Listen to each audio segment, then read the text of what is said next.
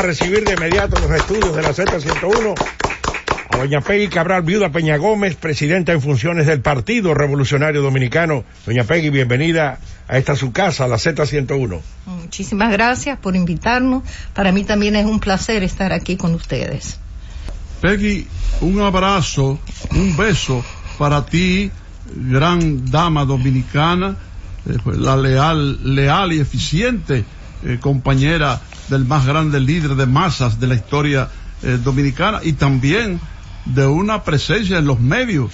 No olvidemos el programa de Peggy, un programa de entrevistas de primera categoría a grandes figuras internacionales. Lo que yo quiero preguntarte, quizás recordando cosas que tristes para ti, como sé, pero bueno, tú eres una mujer muy fuerte, un temperamento muy fuerte. Es cierto que a raíz de aquella crisis política surgida como consecuencia del fraude que Balaguer le hizo al doctor Peña Gómez, Balaguer le ofreció a Peña Gómez gobernar 2 años uno y 2 años el otro. Bueno, un fuerte saludo para ti, un abrazo y un beso. Gracias. A larga distancia. Efectivamente, ese fue un momento histórico que no se puede borrar, porque fue la primera vez que en este país fue dicho que había un fraude oficialmente, después de todos los estudios que hubo. Y Balaguer efectivamente le ofreció 2 años y 2 años, pero en esos 2 años le dijo 2 años yo primero, porque yo soy más viejo y yo me voy a morir antes. Imagínense. ¡Ay! ¡Qué gancho! ¡Qué gancho!, ¿verdad? ¡Qué zorro! Bueno, eso era Balaguer. Mira, con permiso, perdón, sí, con permiso de los colegas, y no quiero exagerar con preguntas, pero sobre todo esto, tu padre, el senador Mario Fermín Cabral, perdón, tu abuelo, mi abuelo, el senador Mario Fermín Cabral, presidente del Senado de la República y por lo tanto de la Asamblea Nacional, es el que le toma el juramento a Trujillo y a Estrella Ureña, aquel 16 de agosto, algo así, de 1930. El juramento al presidente Trujillo y al vicepresidente Estrella Ureña, ¿verdad? Sin embargo, después Trujillo encarceló a tu abuelo, ¿verdad? Senador por Santiago y hombre de mucho prestigio, gran orador. ¿Qué pasó? ¿Por qué Trujillo encarceló al hombre que le tomó el juramento presidencial? Mira, yo creo que realmente mi abuelo al principio era trujillista, pero después, a medida que fue pasando el tiempo y viendo que se estaba convirtiendo en un dictador, decidió no apoyarlo. Él tenía, acuérdate, el periódico en Santiago, le cerraron el periódico y lo llevaron preso también. Mi padre, mientras tanto, que era poeta, mi abuelo lo sacó de aquí porque él escribía. Perdón, Peggy, el gran poeta Manuel del Cabral, uno de los grandes poetas de la cultura hispanoamericana, un poeta exquisito, Manuel del Cabral. Sí, pues él, estando aquí, escribía en contra de Trujillo. Entonces, mi abuelo logró sacarlo del país, fue cuando se fue a Nueva York. Después le consiguió un carguito que llegó como secretario de la embajada argentina, y por ahí papá seguía escribiendo. Entonces ya mi abuelo definitivamente se puso en contra. Fue por eso que fue preso. Pero pero nos olvidamos de Balaguer y Peña Gómez, que estábamos contando. Sí, claro. Te sigo en esa línea. Pues Peña, después que fue al Palacio y habló con Balaguer, no al Palacio, a la biblioteca, porque él le dijo que no iba a ir al Palacio sino a la Biblioteca Nacional.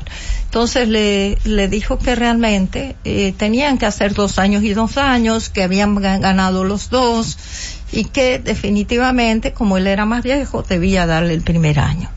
Pero luego, cuando él llegó a casa, primero fue a casa, me lo comentó, Yo dije, bueno, esa es una decisión no solo tuya, sino es una decisión que tiene que llevarse al partido.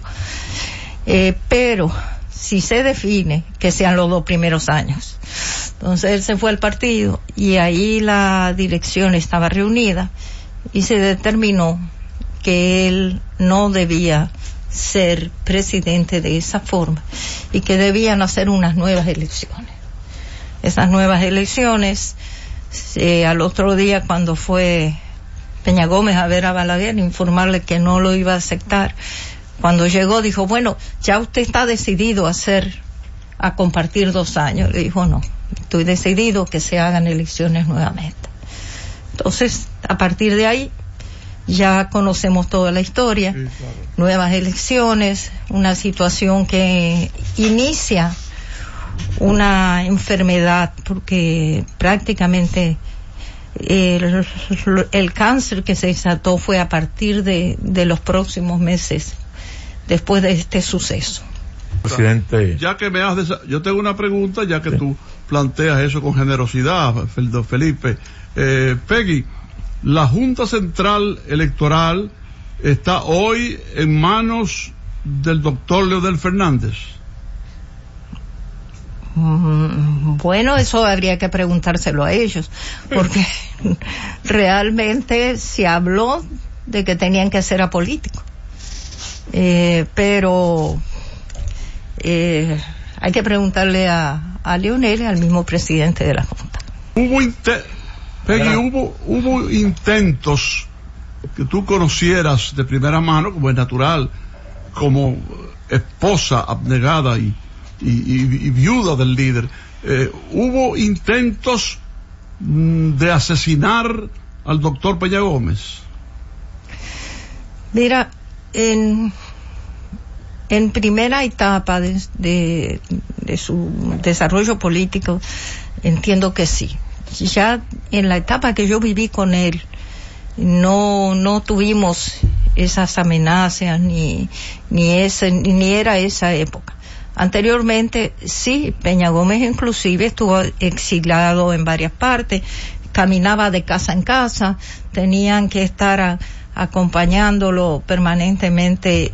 Bueno, hubo un intento en la última campaña, camino a Boca Chica, donde allí le cayeron a tiros, sí. Ese fue un intento no individual, sino que hubo un intento de matar. 4 de mayo de 1986, doña Pérez. Exacto. Recuerdo como ahora esa fecha.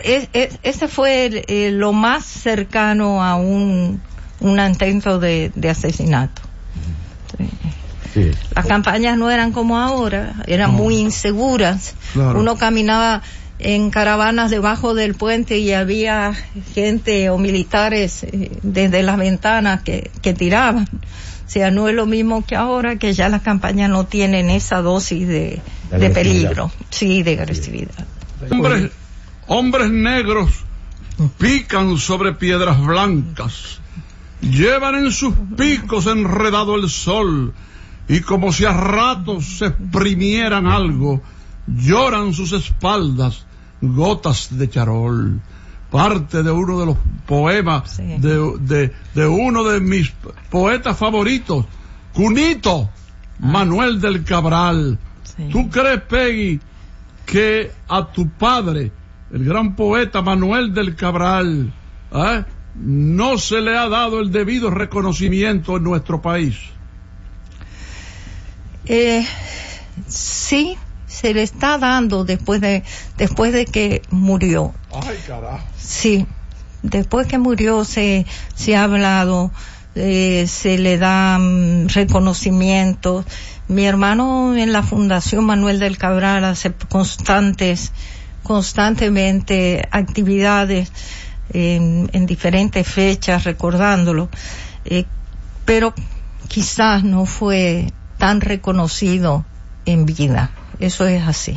Y lo fue internacionalmente. Internacionalmente, porque, sí, en Chile, en Argentina, en España. Ay, sí. Él sí fue muy reconocido, pero sí, aquí había una competencia bastante fuerte. una competencia en cuanto a escritores, no solamente era una competencia política. A mí me tocó ver la competencia política con Peña Gómez, Balaguer, pero también la competencia literaria era muy fuerte. Los negros cavan y no acaban nunca. Cavan la cantera de su dolor. Coño, qué poeta, María Purísima. Manuel del Cabral. Es cierto, Peggy, que ustedes fueron a la India, ¿verdad?, para consultar a un conocido gran maestro del budismo y de que curaba a gente y todas esas cosas. Ya murió recientemente. Bueno, que ustedes fueron allá y él los recibió y ustedes, sobre todo el doctor Peña Gómez, se reunieron con él. Sai Baba. Realmente nosotros fuimos a muchos lugares. Nosotros desde que se determinó que era un cáncer y ya lo que había que hacer se hizo, las operaciones que pudieron hacerse, empezamos a caminar por el mundo entero. Fuimos a China, fuimos a la India, fuimos a muchísimas partes. Pero en el caso del viaje a la India, que nos acompañó, estaba el doctor La Antigua, había 3 personas que vinieron, un empresario amigo de Santiago. Realmente hicimos las gestiones para que Sai Baba lo pudiera recibir. Realmente él no recibía de manera de citas, como podíamos hablar, y tuvimos que ir a Putapari, el lugar donde él estaba, era donde se hacía los rezos. Allí cuando entramos teníamos en un lado estaban las mujeres y en otro lado estaban los hombres, todos sentados en el piso. En un momento dado, Sai Baba salió y empezó a recorrer. Cuando empezó a recorrer, pasó cerca de donde estaba Peña con la comisión que fue. Y después que pasó, se da vuelta, gira, lo mira y le hace con la mano que entre en una oficinita más o menos como esta, pequeña. Entonces ahí se puso a hablar con ellos. Al doctor La Antigua le decía doctor, al ingeniero le decía ingeniero, y a Peña le habló mucho y le dijo, mire, usted está con su esposa aquí. Dijo, sí, y usted quiere que ella venga a compartir con nosotros. Y él le dijo que sí. Entonces el doctor La Antigua se iba a parar, le dijo, no, usted no, doctor, voy yo. Él salió, miró hacia donde estaban las mujeres, que eso era como 5,000 mujeres, una cuestión enorme, que estábamos todas sentadas en el piso. Enfocó la vista hacia el área donde estaba, me hacía con la mano que viniera, pero yo no sabía entonces mandó una persona, se acercó a buscarnos, y entré también a la oficina a hablar con ellos. Entonces él empezó a hablar, le dijo que él estaba muy enfermo. Le dijo, mire, usted está muy enfermo, a usted lo enfermaron, yo lo voy a ayudar. Esa ayuda, a posterior después le dijo, ¿usted quiere que yo le haga un anillo? Peña dijo que sí, puso la mano y él empezó con su mano a mover donde caían como unas arenas, y de repente apareció en la misma mano de él un anillo. Peña tenía los dedos muy grandes, sin embargo, cuando se lo puso le quedó perfecto. Y bueno, salimos de ahí con esa promesa, lo voy a ayudar. Y esa fue la conversación, casi como 40 minutos, con muchos detalles de diferentes cosas. Pero cuando Peña murió, que ya estábamos no en el cementerio, sino en el estadio, veo que viene una persona con una túnica, con un sombrero, como lo hacen en la India, y tenía en su mano un ramo de olivo. Él se acercó y me dijo, este ramo es para ponérselo en la mano a Peña, y me entregó, y esta es una carta que le manda a Saibaba. Entregó una carta que todavía conservo, y en esa carta él me decía muchas cosas sobre mí, y me decía, yo prometí ayudarlo, y yo lo ayudé a irse más rápido, porque estaba sufriendo mucho. Todavía conservo esa carta. Una cosa brevemente, Willy. Brevemente, me uno a esos aplausos, ¿verdad? Cosas que son tristes para ti, que fuiste lo que hiciste tanto, fuiste tan consecuente con él, una compañera extraordinaria, ¿verdad? Con el líder en plena juventud y con el líder ya enfermo. ¿Cómo transcurrió el último día de Peña Gómez? Bueno, ese sí es triste. Ay, concho. Nos íbamos a la caravana que se cerraba en San Cristóbal, y en un momento dado había una caravana en San Cristóbal y otra en la capital, que de cierre, porque era cierre de campaña. Estaba lloviendo mucho. Sí, era domingo. Las elecciones eran el otro domingo. Entonces, el último día de campaña, la último día de campaña era el jueves.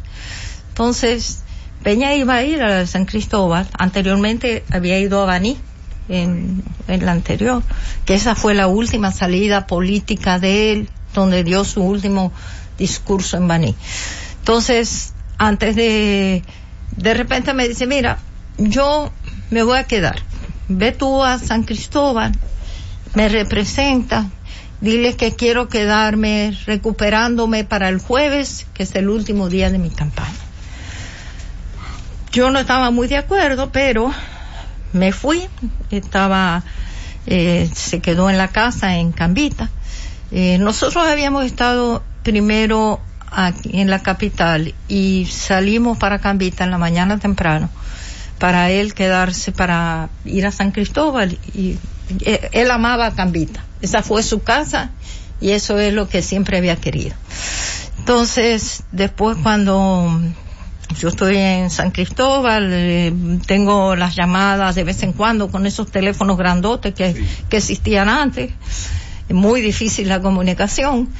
Cuando termino lo llamo y le digo que voy camino a la casa. Dice, no, vete para la capital, acompaña a Pedro Franco Badía, que es el cierre. Ok, arranco para la capital. Cuando terminamos lo de la capital, voy camino y en eso empiezo a recibir llamadas aceleradas, que no veían a Peña muy bien. Me entregan a María Acevedo la encuesta en el camino, me cruza y me entrega la encuesta, en donde se ganaban 28 senadurías, una gran cantidad de alcaldías, y llego muy contenta a informarle a él, pero realmente le estaba acostado. Yo lo había dejado en la mecedora y le digo que cómo se siente. Me dice que más o menos. Digo, voy a llamar al doctor. Llamo a la antigua, le voy contando paso a paso cómo lo veo. Me dice que llamara al doctor de Santiago. Él va camino, ya lo habían llamado y venía camino a casa. Entonces cuando llega me dice que hay que llevarlo a la clínica. Yo le digo, Peña, tenemos que irnos. Me dice, sí, pero primero tengo que hablar con Atuey Decán y con Milagros Hortifoglio. Estábamos en campaña, no encuentro ni a Atuey, no encuentro ni a Milagros, ni a Tony Peña tampoco, porque estaban cerrando en los diferentes lugares. Digo, tenemos que irnos. Le voy poniendo la camisa para ir en la cama. De repente me mira, me dice, ay, Peguita. Y ahí se fue. Ay, Peguita. Sí. Esas fueron sus últimas palabras. Las últimas palabras con una sonrisa. Ay, qué emoción. Ay, Peguita. Y que ahí cayó muerto. Así mismo. Ay, Dios mío. Así fue.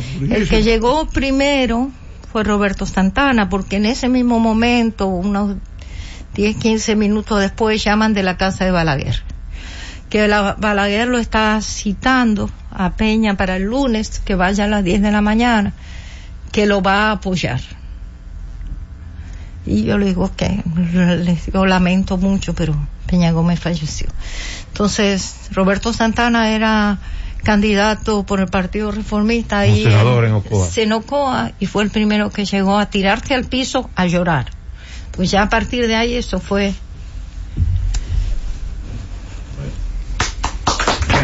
No, Peggy.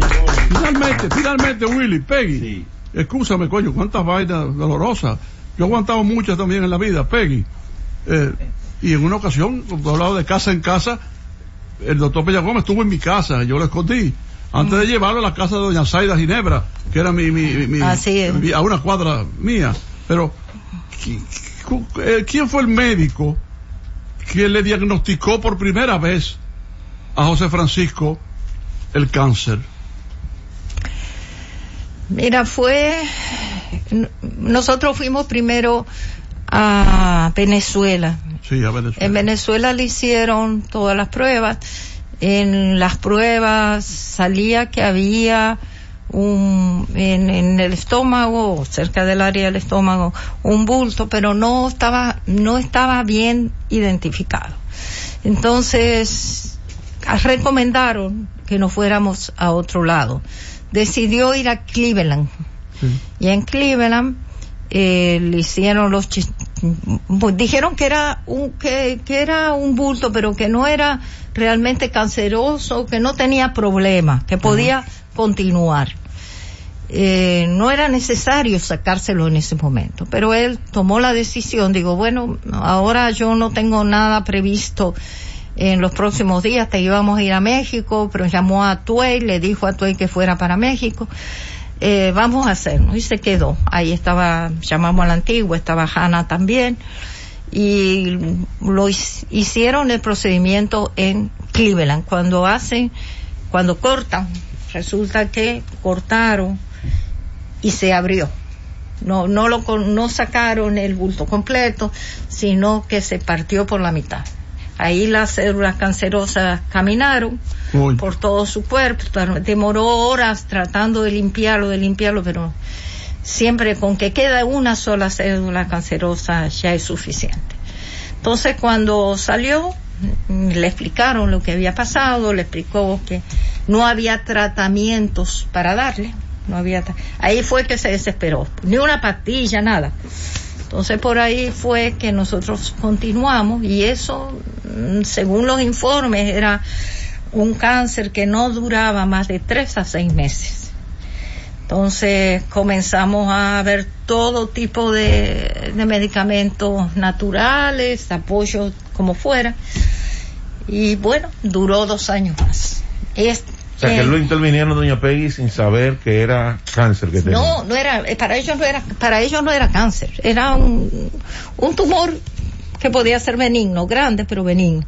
No era duro, que el cáncer es duro, era blando, tenía un tamaño mediano, ya que consideraban que era un tumor. Wow. Así fue. Bueno, histórico, de verdad.